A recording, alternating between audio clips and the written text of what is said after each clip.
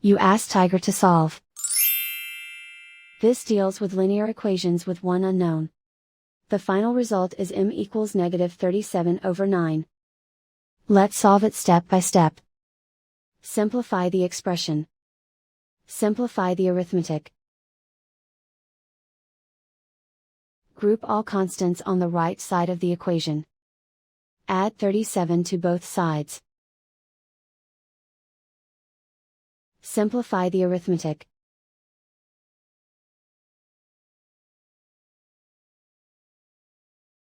Isolate the m.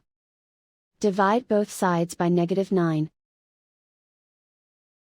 Cancel out the negatives. Simplify the fraction. Move the negative sign from the denominator to the numerator. And so the final result is m equals -37/9.